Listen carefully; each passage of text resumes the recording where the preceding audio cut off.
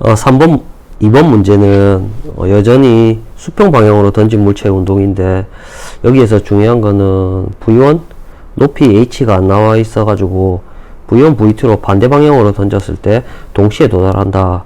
시간이 같다는 의미겠죠.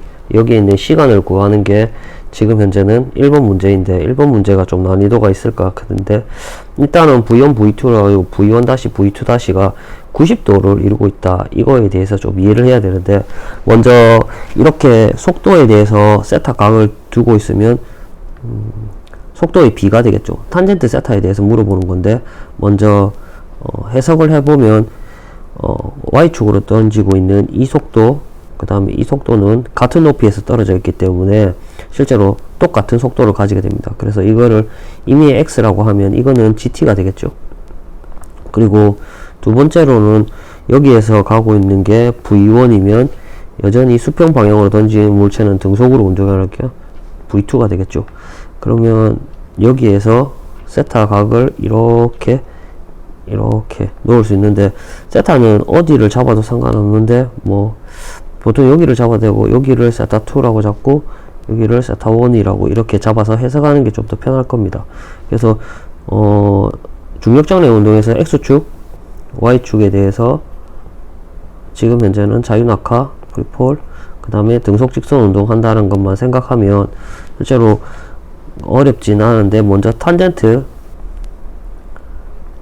세타 1에 대해서 생각을 해보면 이게 V2분의 Y로 떨어지고 있는 방향에 대해서 하면 X가 되겠죠. 근데 탄젠트 세타 2도 구할 수 있습니다. 인덱스가 잘못됐네요. 이게 V1 이렇게 하고, 여기는 V2분의 X 이렇게 되겠죠. X는 결국은 GT가 되기 때문에 시간을 구하는 것에서 G로만 나누면 되는데, 먼저 여기서 X에 대해서 써보면서 이 방정식을 살짝 풀어야 되는데, 우리가 알고 있는 세타1과 세타2의 관계를 알 수 있습니다. 여기서 2분의 파이기 때문에 2분의 파이만큼, 만약에 예를 들어서 사인 세타가 있을 때, 세타1일 때 여기 세타2에 대해서 만약에 생각을 한다고 하면 사인 세타2는 사인 2분의 파이 마이너스 세타1이 되기 때문에 코사인 세타1 이렇게 바뀌게 되겠죠. 마찬가지로 코사인 세타1도 마찬가지로 사인 세타1으로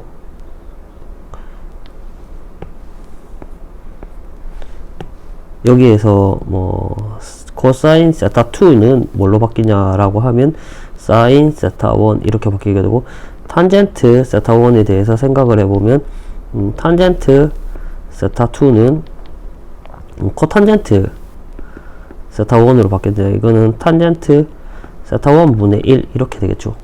그러면 이걸 만약에 안다라고 하면 X에 대해서 먼저 구해야 되기 때문에, 우리는 가장 중요한 세타1, 세타2를 내가 임의로 잡았기 때문에 세타1, 세타2에 대한 관계식에서 세타를 없애야 됩니다. 왜냐하면 지금 1번 문제에서는 V와 V2와 G로만 표현해라고 하기 때문에, 그러면 여기에 있는 걸 연립방식 풀면 X는 V1의 탄젠트 세타1이라고 쓰고, 이건 마찬가지로 같은 거기 때문에 V2는 탄젠트 세타2라고 쓸 수 있습니다. 근데 이 V2를, 탄젠트 세타2를 V2라 해서 보면 탄젠트 세타1 분의 1로 바꿀 수 있습니다. 그래서 이 식을 내가 쓰면 V1의 탄젠트 세타1의 제곱은 V2가 됩니다. 그러면 탄젠트 세타1은 V1 분의 V2의 루트가 되겠죠. 왜 이거를 쓰냐면, 우리는 탄젠트 세타1에 대해서 알고 있는 게 있습니다. 탄젠트 세타1은 V1 분의 X가 되겠죠. 그러면 이거를 풀면 X에 대한 식으로 풀리게 됩니다. 그러면 X는 V1, V2의 루트가 되겠죠. 근데 이 값이 GT이기 때문에 우리는 시간 T를 G로 나누어서 V1, V2의 루트가 된다는 걸 알 수 있습니다. 이게 1번 답이겠죠. L 구하는 거는, 이번에서 수평 도달거리 L 구하는 거는 그렇게 어렵지 않습니다. 여기에서 수평 도달거리 이번에 이게 1번이라고 생각하면, 이번 L은 V1, V2 더하기 합의 시간 t가 되겠죠. 그러니까 옆으로 이만큼 갔을 때 r1 더하기 r2라고 생각하면 됩니다.